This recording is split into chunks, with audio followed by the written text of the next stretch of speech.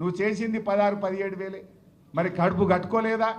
మిగతా పైసలు ఢిల్లీకి కప్పం కట్టినవా? నీ జేబుల్లోకి పోయినాయా?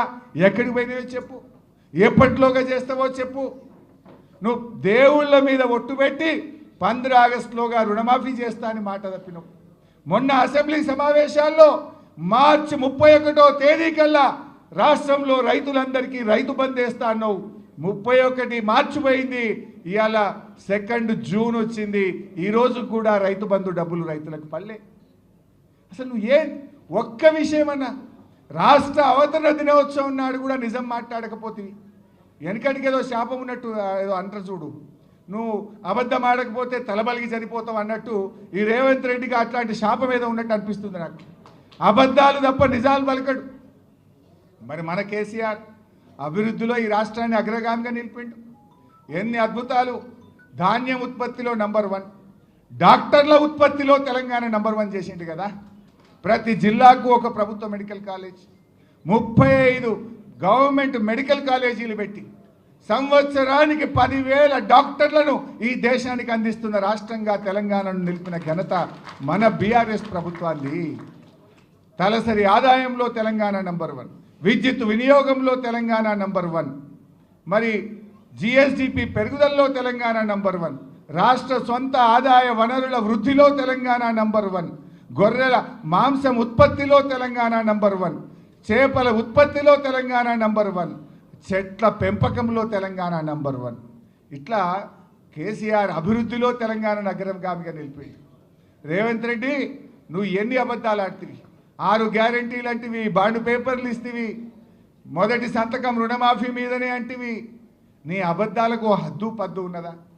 అధికారంలో రాకముందు అబద్ధాలే, అధికారంలో వచ్చిన తర్వాత కూడా అబద్ధాలు. కానీ కేసీఆర్ ఒక్కటే చెప్తుంటాడు, మనం అధికారంలో ఉన్న ప్రతిపక్షంలో ఉన్న మన ఆలోచన అంతా తెలంగాణ కోసం కావాలి, తెలంగాణ ప్రజల కోసమే పనిచేయాలని చెప్పి ఇవాళ కేసీఆర్ ఆలోచనలో పనిచేస్తున్న పార్టీ బీఆర్ఎస్ పార్టీ. ఇవాళ ప్రతిపక్షంలో ఉన్న మనం ఎక్కడ ఆగుతలేం కదా. ఈ ప్రభుత్వం మెడలు వంచి ఆ 16-17 వేల కోట్ల రుణమాఫీ అయిందంటే బీఆర్ఎస్ పోరాటం వల్ల అవుతా ఉంది. ప్రతి అడుగడుగున ఈ ప్రభుత్వం తప్పిదాల మీద మూసి బాధితుల్ని కాపాడింది ఎవరు? BRS party. నువ్వు హైడ్రా పెట్టి పేదల ఇండ్లు కూలిస్తే ఆ పేదలకు అండగా నిలబడ్డది ఎవరు? BRS party. ఇవాళ నువ్వు చేసే అరాచకాలు ప్రతి విషయంలో కూడా బీఆర్ఎస్ ఇవాళ తెలంగాణ ప్రజలకు ఒక శ్రీరామ రక్షలాగా, ఒక కవచంలాగా నిలబడతా ఉంది.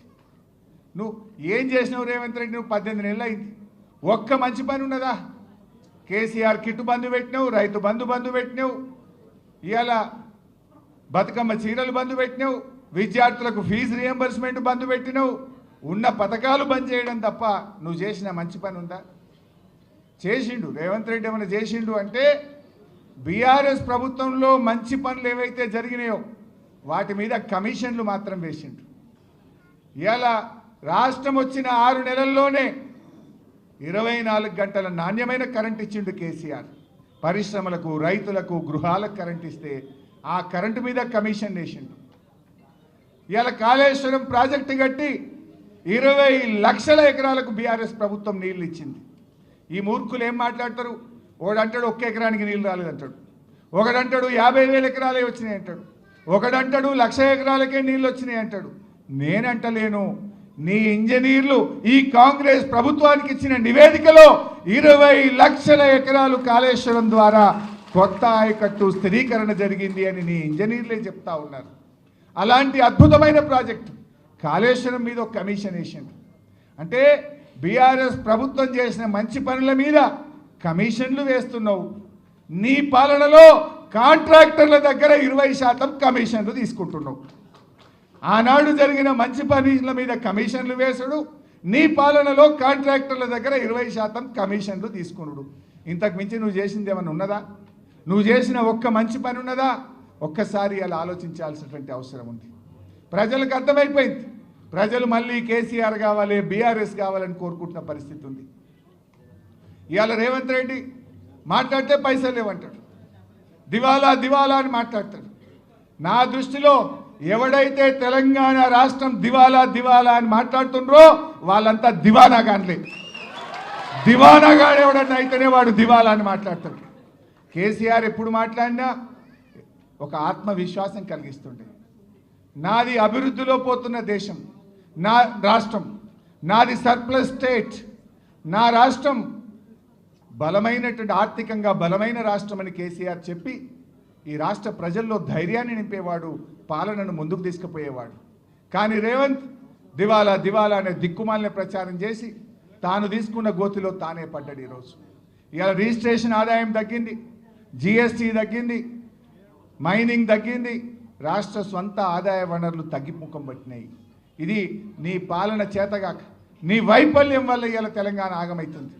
కేసీఆర్ హయాంలో రాష్ట్ర అభివృద్ధి, రాష్ట్రం యొక్క ఆదాయం ఆకాశం వైపు చూస్తే రేవంత్ ఏడాదిని అర్థంలో అది నేల వైపు చూస్తూ ఉంది. నాడు రాష్ట్రం యొక్క ఆదాయం 60,000 కోట్ల నుంచి 2,60,000 కోట్లకు 10 ఏళ్లలో కేసీఆర్ పెంచి చూపించిండు. కానీ రేవంత్ ఏడాదిని అర్థంలో ఆదాయం తగ్గుముఖం బట్టి నేలముఖం చూస్తున్నటువంటి పరిస్థితి వచ్చింది. ఇది నీ వైఫల్యం, నీ చేతకాంతనం వల్ల జరిగింది. బట్ ఏది ఏమైనా ఇవాళ ప్రజలు క్లియర్గా ఉన్నారు. ఇవాళ ఎన్నికలు జరిగితే 100 సీట్లతో మళ్ళీ బీఆర్ఎస్ అధికారంలోకి వస్తుంది. కొంతమంది మాట్లాడుతున్నారు బీజేపీతో బీఆర్ఎస్ కలుస్తుంది లేదా పొత్తు పెట్టుకుంటుందని. కేసీఆర్ గారు మొన్ననే కుండబద్దలు కొట్టినట్టు చెప్పిండు. అయినా అసలు బీజేపీకి తెలంగాణ మీద హక్కు ఉన్నదా? ఆనాడు 1996లో 1 ఓటు 2 రాష్ట్రాలని చెప్పి 2000 సంవత్సరంలో 3 రాష్ట్రాలు ఏర్పాటు చేసి తెలంగాణకు మొండి చేయి చూపింది